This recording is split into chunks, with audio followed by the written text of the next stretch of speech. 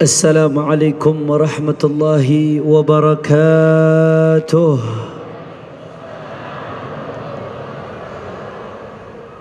الحمد لله رب العالمين، وبه نستعين على أمور الدنيا والدين. اللهم فصل وسلم وبارك وكرم ومجد وعظم على سيدنا وحبيبنا وشفيعنا ونور قلوبنا محمد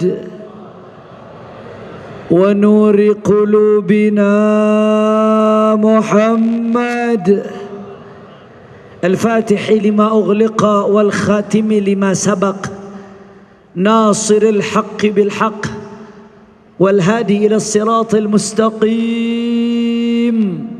وعلى آله وصحبه حق قدره ومقداره العظيم. يا فتاح يا عليم. أما بعد.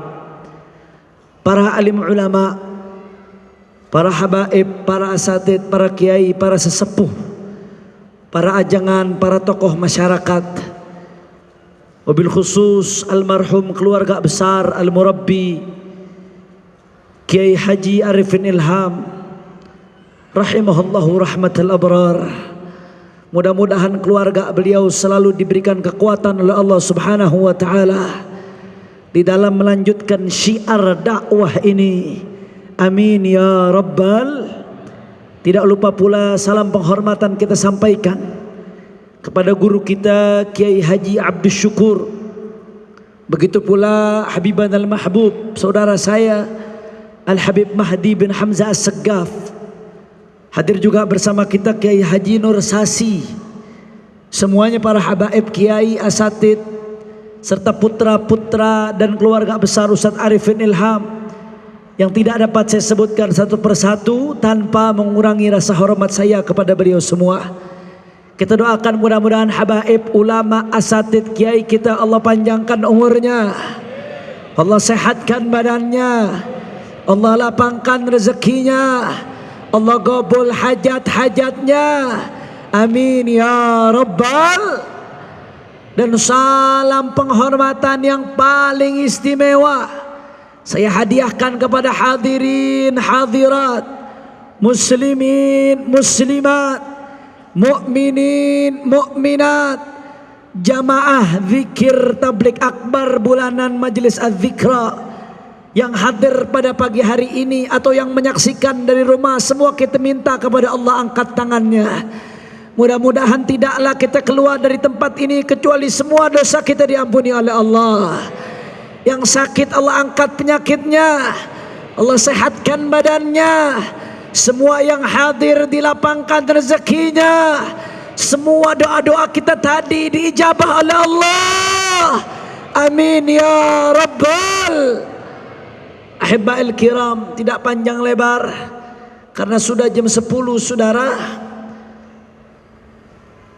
Pada kesempatan kali ini kita masih berada di awal-awal bulan Sya'ban, masih kental dengan suasana Isra dan Mi'rajnya baginda Nabi besar Muhammad sallallahu alaihi wasallam yang menurut banyak ulama tarikh dan ulama hadis jatuh pada sab'ah wa ishrina Rajab, 27 Rajab saudara. Ahibba'il kiram, bicara soal Isra dan Mi'rajnya Nabi, begitu banyak riwayat, hikayat, pelajaran dan hikmah, bahkan masyahid waswar, pemandangan-pemandangan yang Allah tunjukkan kepada baginda Nabi besar Muhammad sallallahu alaihi wasallam saudara. Kalau kita mau bahas secara keseluruhan, jangankan 1-2 jam, 2, 3, 4, 5 hari nggak akan selesai saudara. Makanya pada kesempatan kali ini ada satu hal menarik yang ingin saya bahas, yang penting untuk diketahui oleh umat. Tapi sebelum saya lanjutkan, ini udah jam 10, sebagian mulai dari tahajud ini Ustaz Syukur. Kira-kira masih semangat atau tidak ini? Jawabnya lemes. Masih semangat atau tidak? Lanjut atau tidak? Saya mau dengar semangatnya. Mana adzikra? Semua angkat tangannya. Takbir, takbir, takbir. Sallu ala nabi. Masya Allah. Insya Allah Gurunda Kiai Haji Arifin Ilham gembira di kuburnya melihat semangat kita insya Allah. Amin ya rabbal alamin. Ahibba'il kiram, ketika Rasul sallallahu alaihi wasallam Isra perjalanan dari Masjidil Haram sampai ke Masjidil Aqsa di malam hari. Dari kata sara yasri sarayanan.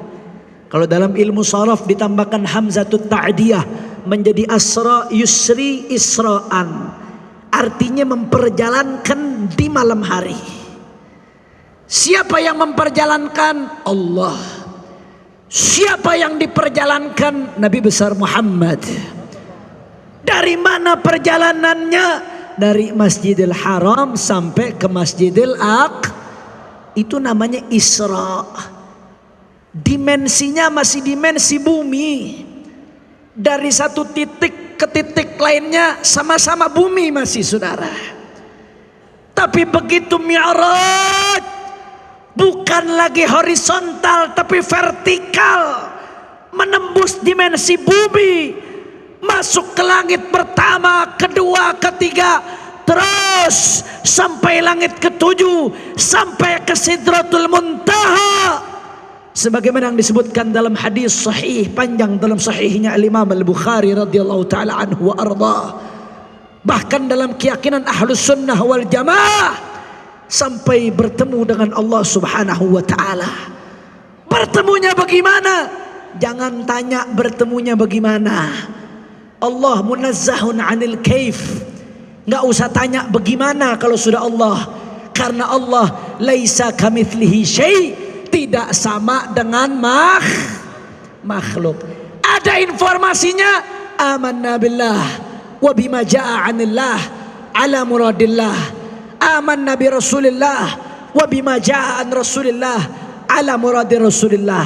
Begitu datang info dari Nabi, dari Allah, langsung sami'na wa ata'na, kita terima dengan iman, saudara.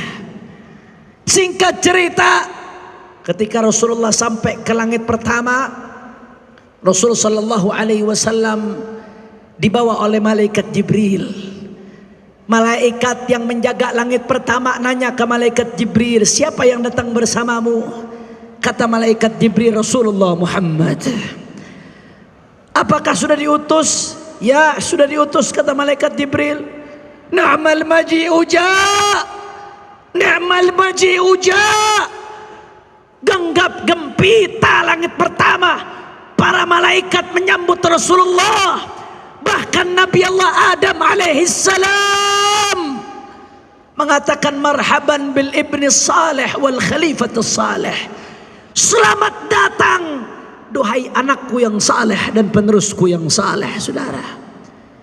Akhirnya ketika di langit pertama tersebut disebutkan bahwasanya Rasul sallallahu alaihi wasallam nengok ke kanan, nengok ke kiri.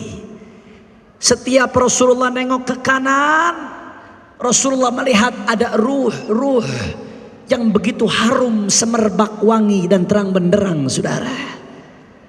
Setiap Rasulullah lihat ke kiri, Rasulullah lihat ada ruh yang gelap gulita, bau busuk, saudara. Ternyata yang ada di kanan adalah umat Rasulullah yang di surga, ibadallah. Mudah-mudahan kita termasuk yang di kanan, saudara. Yang di kiri adalah umat Nabi yang di neraka. Makanya dalam riwayat disebutkan Rasul sallallahu alaihi wasallam ketika Rasulullah setiap lihat nengok ke kanan, dhahika wastabsyar. Rasulullah tertawa, Rasulullah senyum gembira. Kenapa? Karena itulah cita-cita Rasulullah. Wallahi la arda wahidun min ummati finnar. Demi Allah, aku tidak ridho ada satupun umatku di neraka, kata Rasulullah.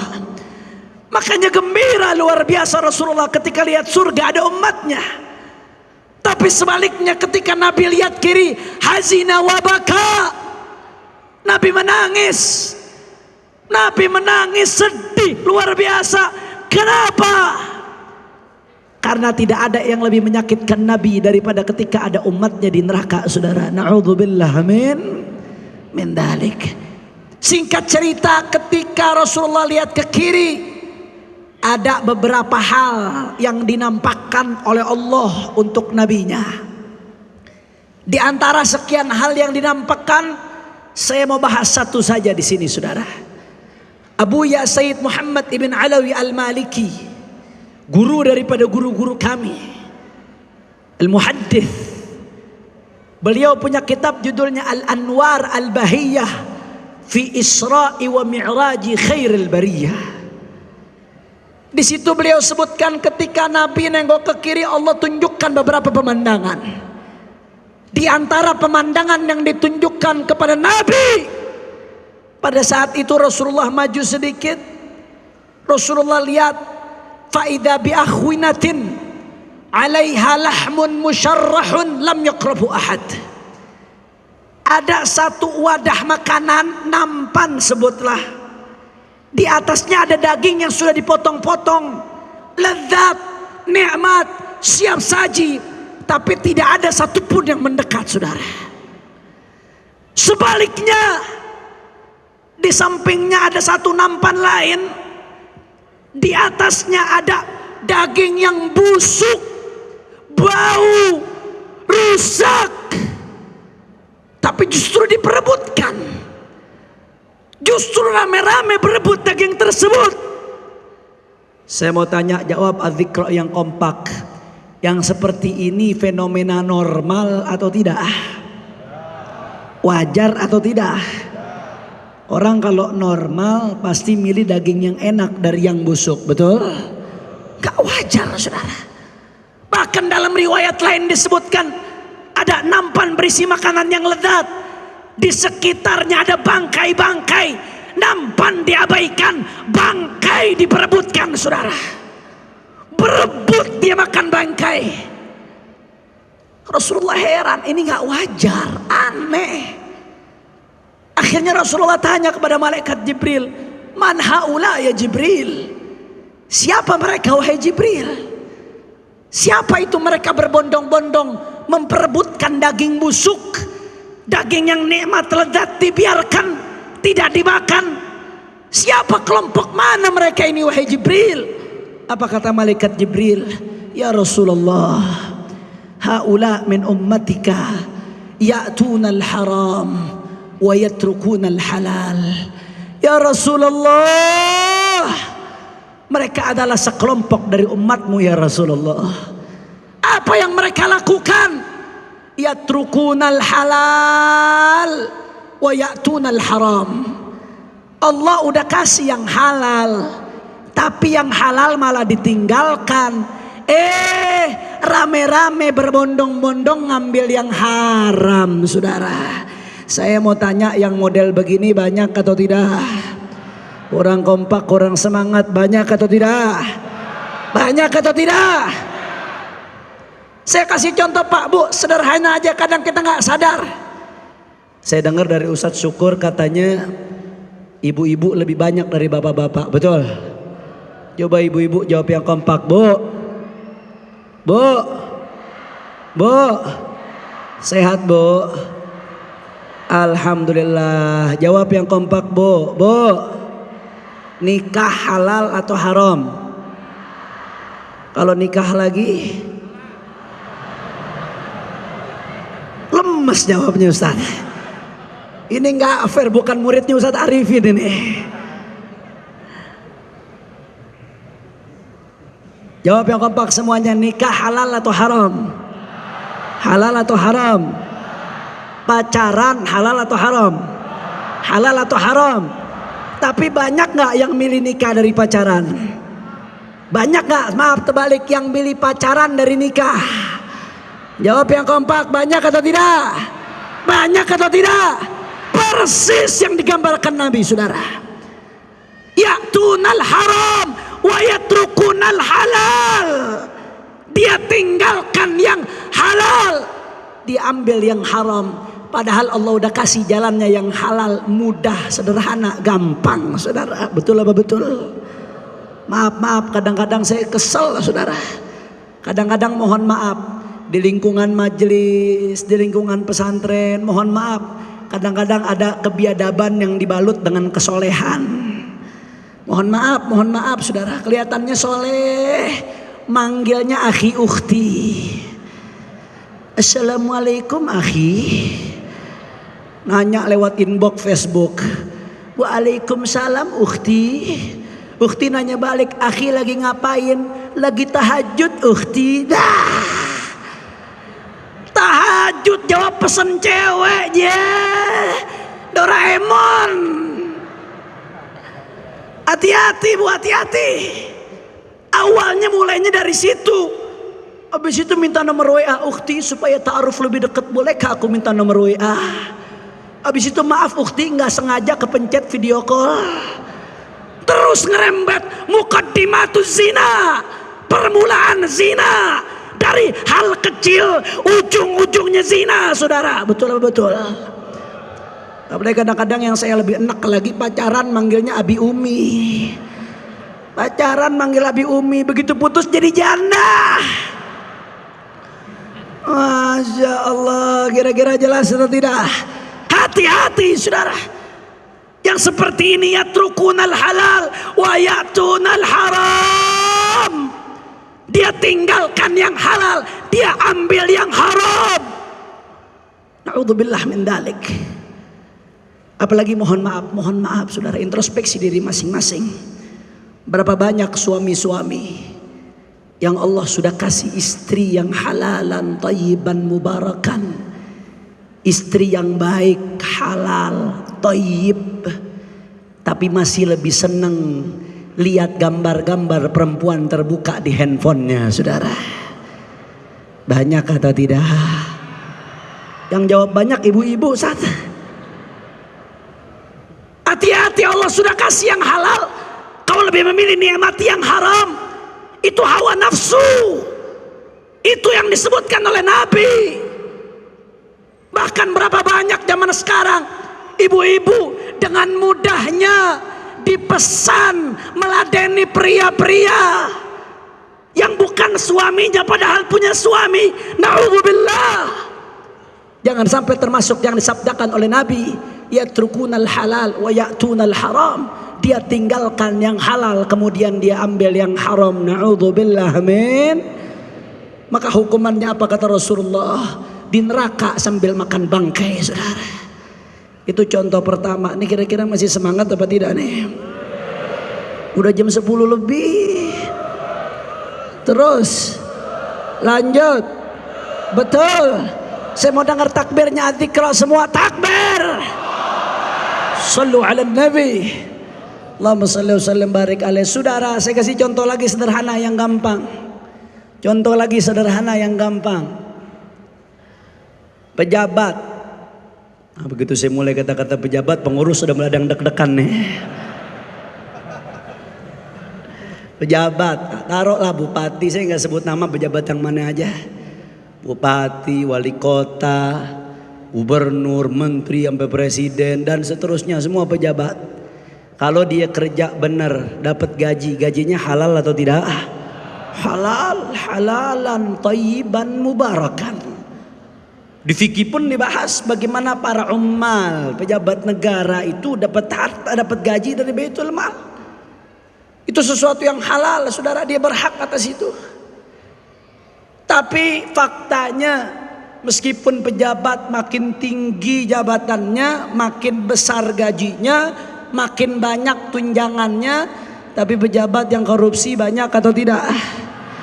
Orang kompak banyak atau tidak? Orang keras banyak atau tidak? Hati-hati itu yang diadakan Nabi. Allah sudah kasih yang halal, tapi dia tinggalkan yang halal, dia ambil yang haram. Na'udzubillah. Bapak-bapak, ibu-ibu, Nabi katakan ada orang muflis di hari kiamat.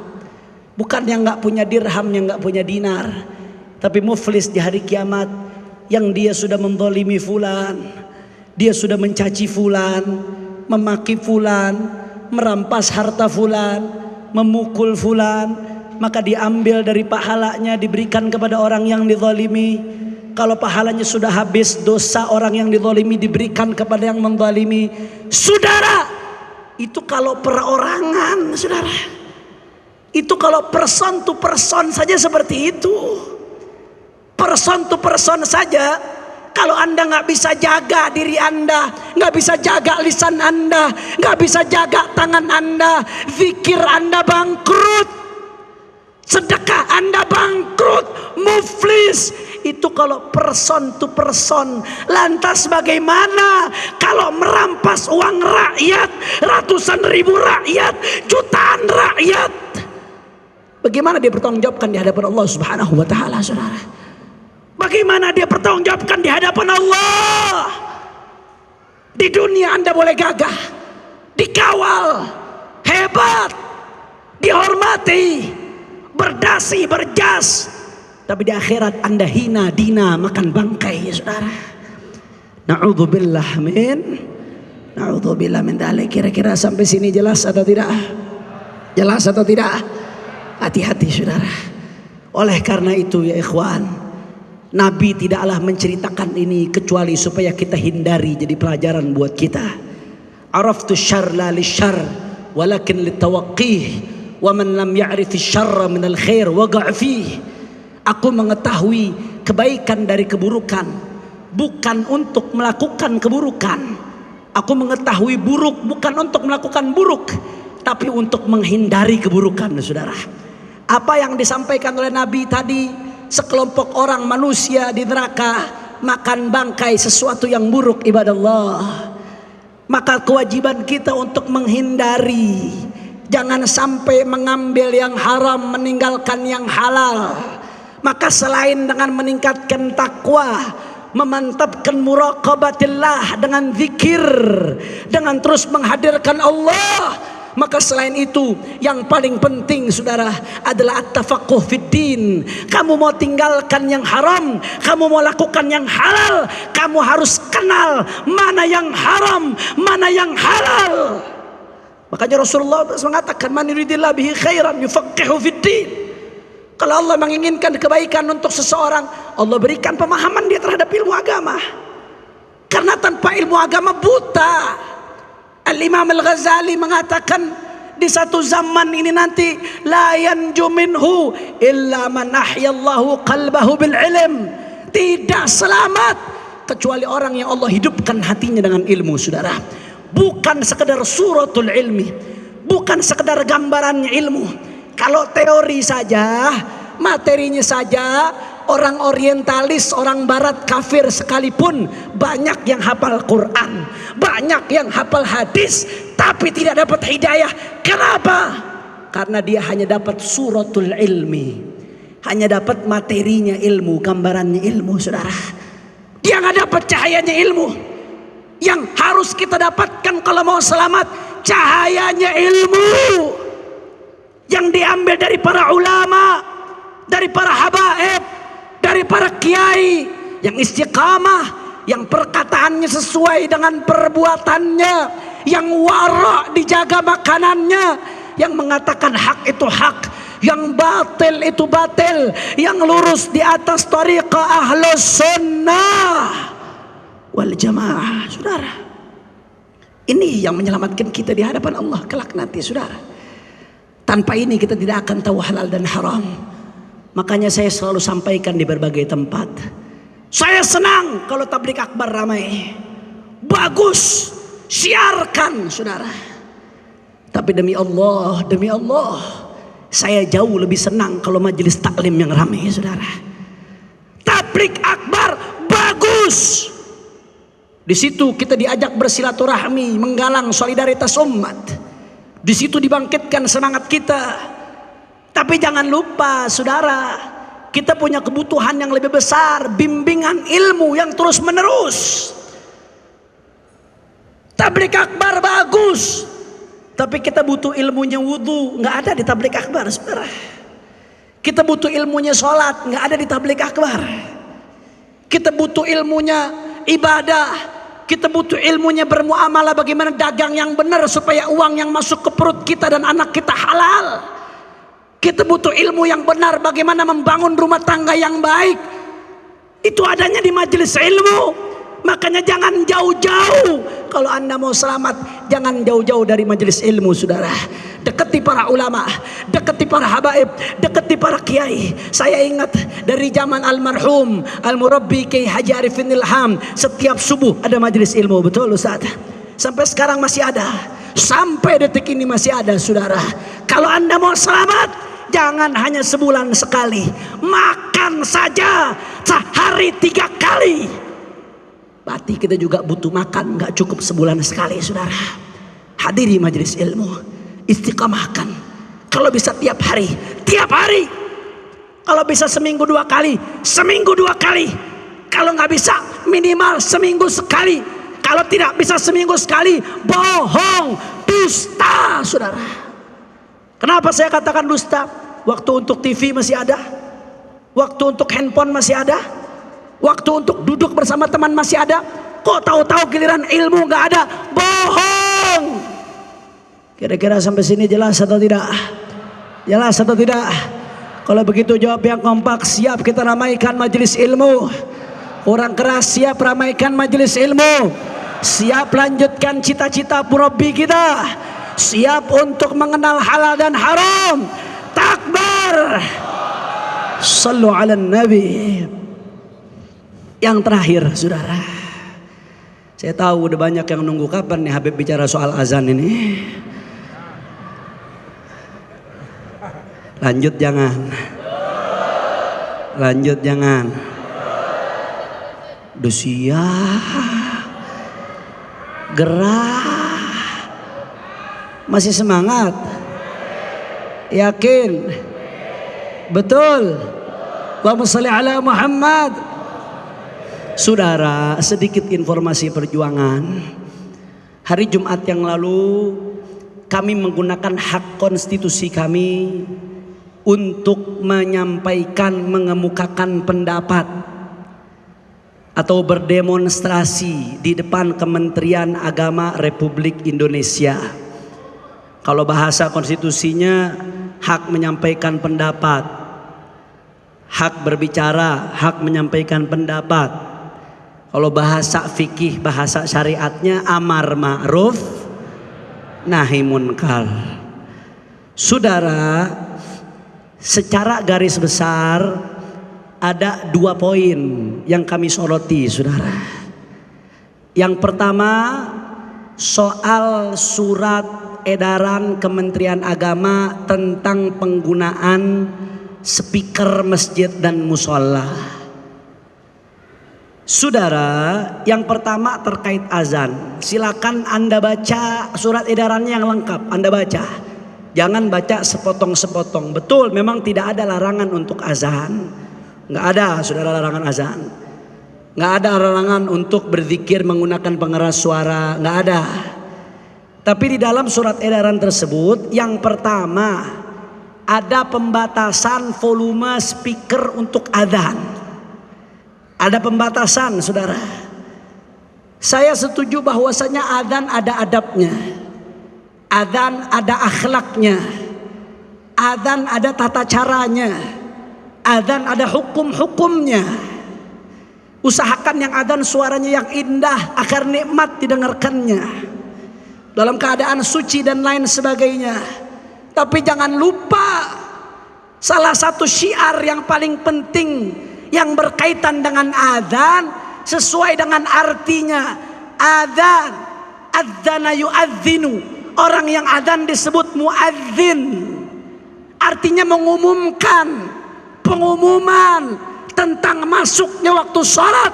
Makanya dianjurkan pengumuman adzan mencakup sejauh mungkin, saudara. Mencakup seluas mungkin. Saya mau tanya, yang namanya pengumuman supaya mencakup sejauh mungkin berarti harus kelas atau pelan? Kurang kompak, harus keras atau pelan? Harus kenceng atau pelan? Biar sampai jauh, saudara. Makanya buat apa sih ngatur-ngatur ginian, saudara? Kita ini berharap yang turun harga bahan baku, bukan speaker masjid musola, bukan. Betul nggak Bu? Betul nggak Bu? Apalagi ibu-ibu merasa banget tuh syukur nih. Apaan? Minyak susah katanya. Bener Bu, emangnya Bu? Emang minyak susah? Urusannya apa nama speaker Bu? Masya Allah. Makanya saya setuju dengan sikap NU di tahun 2012. Di tahun 2012 ketika Wakil Presiden Budiono menyampaikan wacana akan melakukan pengurangan volume adzan, saudara. Pengaturan volume adzan. NU menolak tegas saat itu, saudara. Allahu Akbar. Masih ada jejak digitalnya. PWNU Jawa Timur Kiai Haji Mutawakkil Allah menolak tegas, saudara. Saya dukung, setuju 1000%. Apa kok sekarang jadi kebalik, saudara? Betul apa betul? Betul apa betul? Itu terkait adzan. Adapun selain adzan dirinci aturannya, saudara. Ibadallah, selama ini masjid-masjid kita beragam, beda-beda latar belakang. Ada masjid yang latar belakangnya Nahdlatul Ulama, atau yang amalannya sama seperti Nahdlatul Ulama, sama-sama fikih Syafi'i, sama-sama akidah Asy'ari, sama-sama menggunakan tasawuf Imam Ghazali wa Junaid al-Baghdadi. Banyak masjid seperti itu. Masjidnya habaib, masjidnya kiai, masjidnya ajangan-ajangan. Saudara, itu rata-rata kebanyakan banyak menggunakan speaker untuk selain adzan. Itu fakta di tengah masyarakat kita, saudara. Sebaliknya ada masjid-masjid seperti Muhammadiyah atau yang serupa dengannya, banyak yang lebih minim menggunakan speaker untuk selain adzan, khususnya speaker luar. Biarkan ini indah mengalir dengan sendirinya. Toh ini sudah mengalir dari negeri kita merdeka, berjalan dengan baik. Biarkan ini jadi keindahan Indonesia. Biarkan ini jadi keragaman kita. Biarkan ini jadi civil society, kebijakan masjid musola dengan masyarakat sekitar. Betul. Tak usah dikutik-kutik, malah jadi konflik kalau dikutik-kutik, saudara. Malah jadi ribet nantinya. Saya mondok 5 tahun lebih di Pasuruan, saudara. Di sekitar saya lingkungan Nahdlatul Ulama. Itu luar biasa indah kita dengar sholawatan, saudara. Pujian-pujian, zikir, pengajian menggunakan pengeras suara. Selain syiar, itu sudah jadi bagian dari budaya. Setahun saya di Gresik pun demikian. Ibadallah. Sehingga nggak perlu dicampuri terlalu dalam, saudara. Biarkan masing-masing kebijakan sekitarnya. Kalau Anda tidak suka dengan suara musola dan masjid, jangan tinggal dekat musola dan Kalau Anda terganggu dengan bisingnya suara kereta, jangan tinggal dekat rel kereta, bukan roda keretanya yang tercopotin. Jelas atau tidak? Jelas atau tidak? Jadi saya nggak setuju tuh. Kita cukup biarkan jadi civil society, biarkan jadi local wisdom, biarkan jadi kearifan lokal. Di daerah mayoritas muslim, minoritasnya harus tahu diri, sebagaimana mayoritasnya harus merangkul minoritasnya, saudara. Di daerah mayoritas non muslim, maka minoritas muslim juga harus tahu diri. Ikuti daripada yang ada di sekitar, sesuaikan dengan lingkungannya. Kira-kira setuju atau tidak? Yang saya sampaikan setuju atau tidak? Insya. Itu yang pertama, saudara. Yang kedua, saya jujur, saya pedih, tersakiti hati saya dengan pernyataan Menteri Agama yang, silahkan Anda lihat videonya yang lengkap, yang full, yang utuh. Silahkan Anda lihat, jangan yang sepotong-sepotong. Yang full, yang lengkap, yang utuh, agar pemahamannya utuh, saudara. Yang saya simpulkan dari video yang utuh dan lengkap tersebut, Menteri Agama menyebutkan beberapa hal. Yang pertama, suara yang keluar dari speaker adzan dan masjid. Adzan musola, maaf, suara yang keluar dari speaker masjid dan musola. Yang kedua, suara yang keluar dari rumah ibadah non muslim. Yang ketiga, suara gonggongan anjing. Kemudian intinya ini sama-sama suara dan perlu ditertibkan. Itu kesimpulannya. Silakan Anda lihat video yang lengkapnya. Ini kebanyakan sudah lihat atau belum videonya? Orang kompak sudah lihat atau belum videonya? Jawab yang jujur, pernyataan Menteri Agama demikian layak atau tidak? Orang kompak layak atau tidak? Pantas atau tidak? Pantas atau tidak? Ketika Anda mendengar pernyataan tersebut, sakit atau tidak? Resah atau tidak? Ini suara rakyat, saudara. Ini suara rakyat. Ini suara umat, saudara. Makanya ibadah Allah, udah tuntutan kita nggak pakai banyak-banyak. 3 tuntutan kita. Yang pertama, nggak usah banyak cari alasan. Tub ilallah, bertaubatlah kamu kepada Allah Subhanahu Wa Taala. Karena umurmu tidak ada yang tahu. Kau akan kembali kepada Allah. Jabatanmu akan lepas. Kau akan masuk kubur. Ketika masuk kubur, pengawalmu nggak bisa ngelawan malaikat kubur, saudara. Betul. Yang kedua, kami umat Islam yang tersakiti, yang resah, yang gelisah mendengar pernyataan tersebut, maka kami minta Menteri Agama untuk membuat permohonan maaf terbuka kepada umat Islam, saudara. Setuju? Setuju? Yang ketiga, kami minta saudara supaya dia mempertanggungjawabkan ucapannya secara hukum, saudara. Setuju? Setuju? Setuju? Takbir! Takbir! Takbir! Saudara, kita cinta damai, betul? Kita cinta damai, betul? Kita cinta ketenangan, betul? Kita cinta perdamaian, betul? Tapi saudara, manakala agama dihina, manakala agama dicerca, manakala agama dinista, demi Allah, guru-guru kami mengajarkan kami tidak boleh mundur sampai titik darah penghabisan, saudara. Allahu Akbar, Allahu Akbar, Allahu Akbar.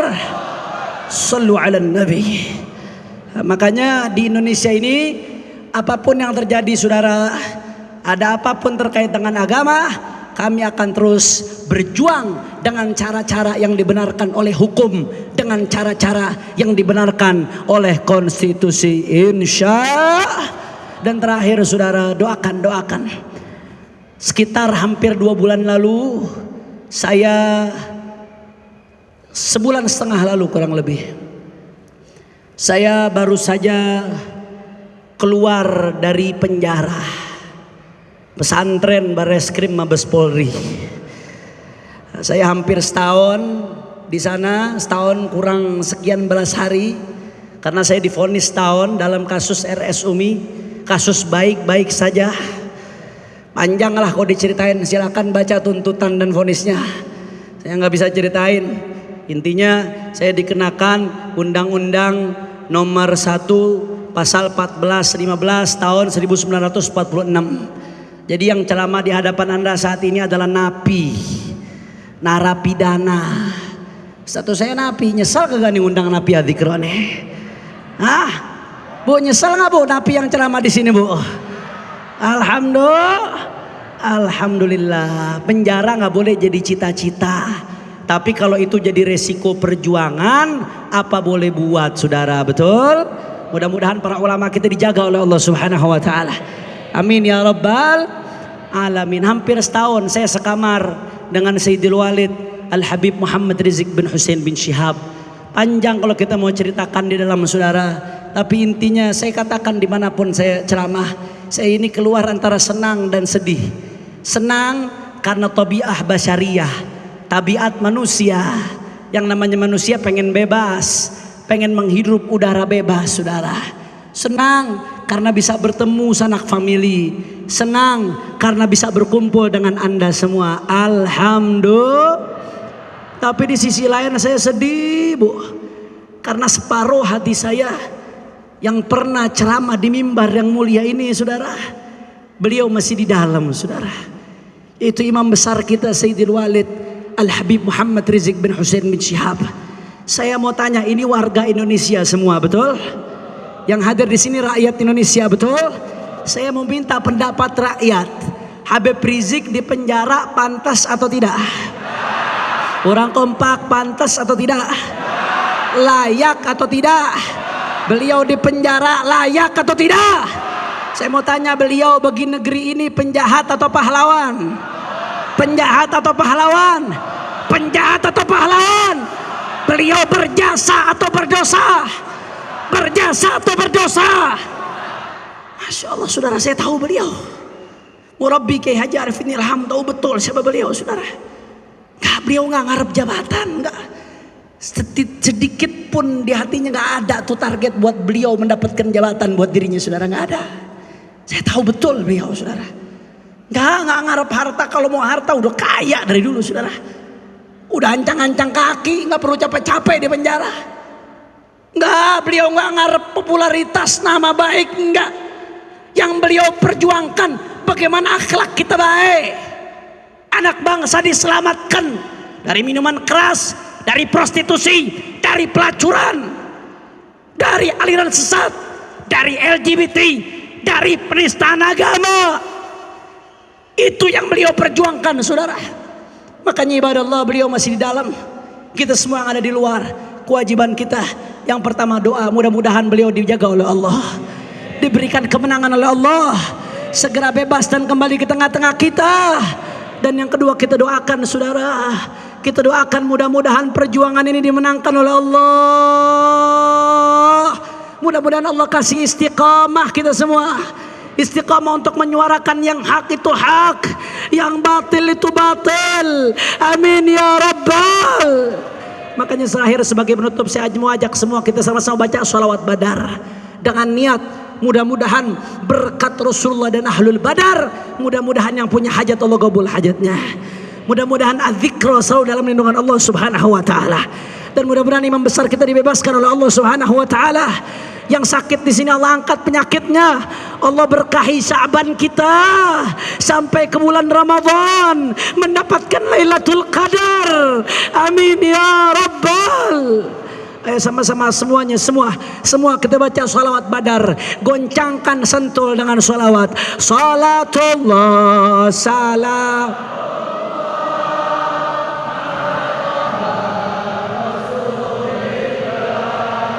Salatullah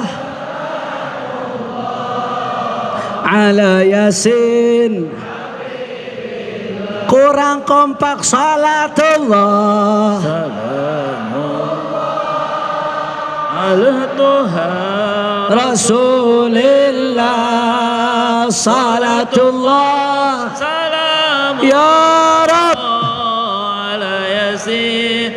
Angkat tangan minta sama Allah semuanya. Tawassalna billah wa bil hadi. Allah tawassalna bismillah wa bil hadi Rasulillah wa kulli mujahidin lillah bi ahlil. Ya Allah, salatullah ya Rasulullah. Tawajjah ila Allah, tawajjah ila Allah fi halli uqdatina ya Rasulullah. Billah ilahi salimil ummah min al-afati wan aghithna ya mughith. Ilahi sal ya Rabb Allah wa min hammin wa min ghummah bi ahlil ya Allah. Salatullah assalatu wassalamu alaika ya Rasulullah. Allah salatullah salamullah